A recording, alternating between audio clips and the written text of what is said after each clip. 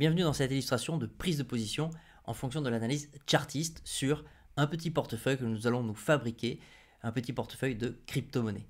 Il ne s'agit bien évidemment pas de conseils en investissement, mais d'illustration. Mais ce portefeuille que nous allons créer va nous permettre de réaliser un suivi, alors peut-être pas hebdomadaire, mais en tout cas le but c'est de suivre ce portefeuille tout le long de notre marché haussier des crypto-monnaies et voir comment en partant aujourd'hui, alors j'ai pris 10 000 euros, 10 000 dollars, un portefeuille virtuel, ça sera un portefeuille virtuel, mais imaginons que vous ayez 10 000 dollars à investir dans les crypto-monnaies. Je vais vous montrer une façon de faire, une façon d'investir ces 10 000 dollars et de façon progressive. Lors de la dernière revue de marché, vous avez déjà présenté 3 crypto-monnaies, Kava, CVX et BAL, que j'ai fait rentrer aujourd'hui dans le portefeuille, on le verra à la fin de la vidéo. Et j'en fais rentrer une quatrième, je fais rentrer donc la crypto-monnaie AAVE, qui est un protocole de prêt et d'emprunt. Vous voyez ici donc la vision long terme, nous sommes en logarithmique, également en hebdomadaire, chaque bougie donc correspond à une semaine, et on peut considérer que cette crypto-monnaie a débuté son marché baissier en septembre 2021. Donc nous sommes déjà à plus de 2 ans et demi de la bascule entre le côté haussier et vendeur en faveur des vendeurs. Cet équilibre s'était retourné en octobre dernier dans le rapport de force entre acheteurs et vendeurs, et vous voyez qu'au niveau de l'action du prix, je vais zoomer donc sur la grande zone d'accumulation, le grand range d'accumulation des semaines et des mois derniers. Vous voyez que pour moi, je considère que l'action du prix a confirmé la sortie haussière. Nous sommes dans une semaine de temporisation et les probabilités, selon moi, sont à la hausse. Comme toujours, il faut prévoir le scénario contraire, le scénario baissier, et il y a plusieurs façons de faire.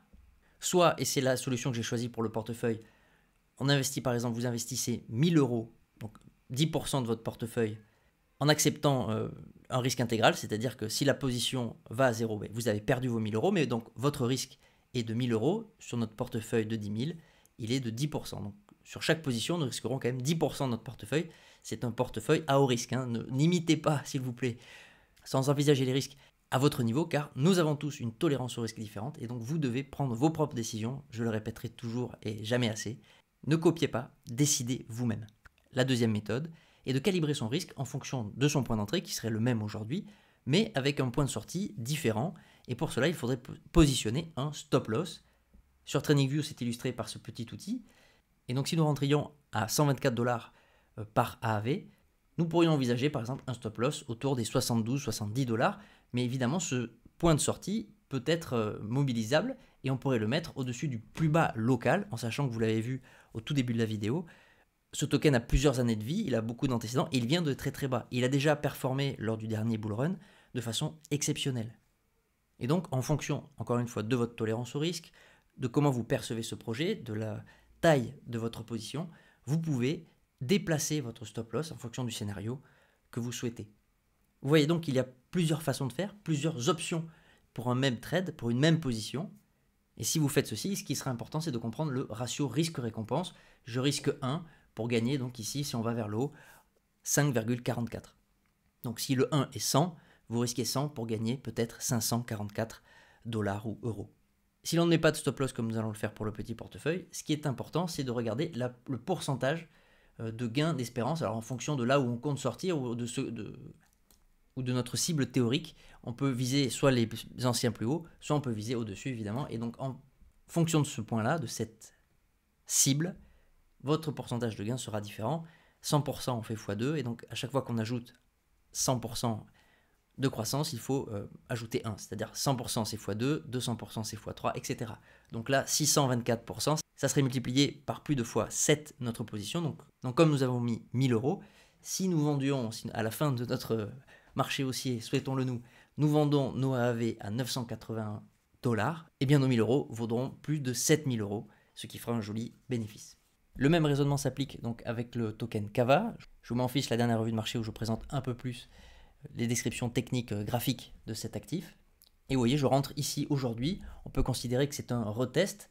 Nous avons fait un magnifique double creux, nous avons cassé et confirmé une première petite résistance et nous venons retester cette résistance qui doit être devenue normalement un support avant de repartir à la hausse, avant de retester, vous voyez, cette résistance qui a bien fonctionné malheureusement pour les haussiers en repoussant le prix. Mais heureusement pour nous, comme nous rentrons aujourd'hui, encore une fois de façon théorique, je vous montrerai le portefeuille à la fin, eh bien c'est une entrée que je pense assez optimisée.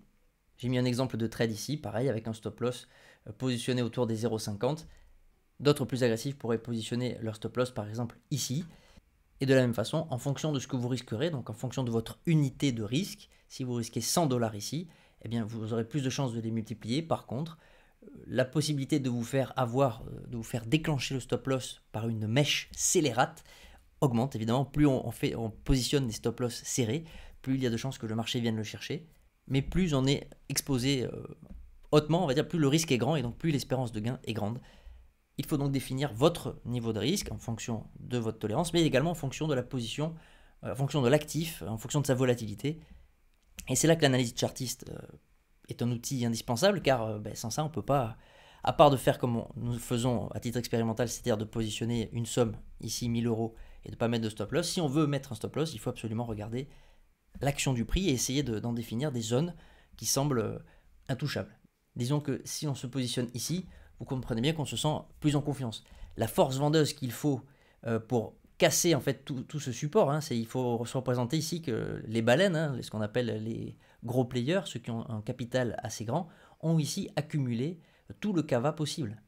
Tous ceux qui souhaitaient vendre du cava ont trouvé acheteurs, et ces acheteurs commencent à repousser le prix vers le haut, en partie parce qu'il y a très probablement moins de vendeurs, et qu'ils n'ont plus assez de force pour justement franchir cette grande résistance. Donc, prendre une position à la hausse semble raisonnable, même si, rappelez-vous, le marché fera bien ce qu'il veut, tout est possible, y compris que l'on enfonce tous les supports et que l'on aille faire de nouveaux plus bas.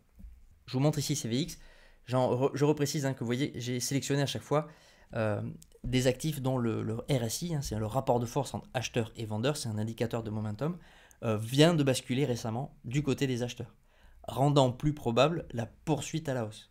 Ces actifs ont encore une action de prix horizontale et vous voyez encore que nous avons ici un double creux et un retest d'une résistance devenue support normalement, que je n'ai pas matérialisé, mais que vous percevez, j'en suis sûr désormais.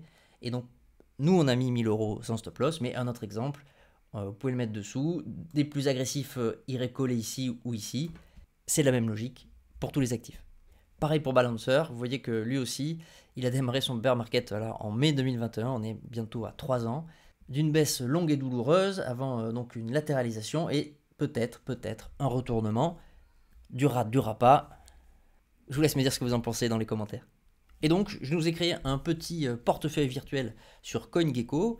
Vous voyez, avec donc 10 000 $ de solde théorique, de capital. Il nous reste 6 000 $ en USDT, il s'agit d'un stablecoin. Et nous avons nos 4 positions qui sont aux alentours des 1000 $ chacune. Évidemment, entre le moment où je les ai prises et le moment où j'ai enregistré, ça a bougé un tout petit peu. Le but de ce portefeuille que nous allons suivre est de montrer un exemple d'action sur les marchés, un exemple d'investissement avec un plan. Et notre plan sera, à chaque fois qu'une des crypto-monnaies va doubler, nous sécuriserons donc la moitié, nous vendrons la moitié, nous laisserons courir le reste, et nous chercherons de façon tout aussi régulière que les vidéos, que ce genre de vidéo arrivera, de nouvelles opportunités que je vous partagerai. Encore une fois, le but n'est pas de faire de conseils d'investissement, mais d'illustrer, d'essayer d'illustrer, et nous verrons ensemble si nous performerons, si ce portefeuille performera, ou s'il tombera dans les limbes d'Internet. Avant de terminer cette vidéo, un petit regard sur Bitcoin. Je rajoute mon petit rond vert, car je considère pour moi que ce range est cassé à la hausse. Nous sommes évidemment très surachetés en hebdomadaire, le RSI est vraiment dominé par les acheteurs, mais il n'y a encore aucune divergence, et donc je ne vois encore aucun signe franc de retournement. La probabilité est donc pour moi, à minima, une latéralisation, voire une poursuite à la hausse. Si le marché contredit ce qui me semble être le scénario ou les scénarios les plus probables, il nous faudra voir alors une semaine baissière avec une clôture en dessous des 62 000 $ en gros, un Bitcoin. Ce n'est qu'à ce moment-là, selon moi, que les scénarios plus baissiers s'activeront. Pour le moment, on est sur une pause, petite latéralisation, avant, très probablement, de repartir à la hausse. J'ai pas d'objectif à vous donner, évidemment la barre des 100 000 sera très dure déjà à atteindre et à franchir, mais la force acheteuse est encore très puissante, et l'on pourrait voir BTC dominer tout le petit marché des altcoins, encore pour quelques semaines ou quelques mois. Pour finir, je vous montre ce petit ratio que j'aime beaucoup, Total 3 sur BTC, donc c'est toutes les cryptos, toutes les alts, sauf le Bitcoin, et Ethereum contre le Bitcoin, donc c'est le rapport de force entre les altcoins face au Bitcoin. Nous observons une divergence qui ne cesse de s'allonger. L'action des prix fait toujours de nouveaux plus bas, alors que l'action du RSI a cessé de faire des nouveaux plus bas. Et cette divergence peut signifier que le rapport de force, c'est-à-dire les acheteurs, gagnent du terrain, même si les vendeurs arrivent à faire de nouveaux plus bas. Si cette divergence se confirme et que l'action des prix se met à faire de nouveaux plus hauts associés au RSI, rejoignant donc ainsi l'action du RSI, nous devrions voir nos précieuses altes exploser et peut-être notre petit portefeuille théorique performer. Cette charte m'évoque que la volatilité est loin d'être terminée. Accrochez-vous car nous sommes qu'au début de 2024 qui devrait être une année assez mouvementée. Claquez le pouce, abonnez-vous, prenez soin de vous et à très vite.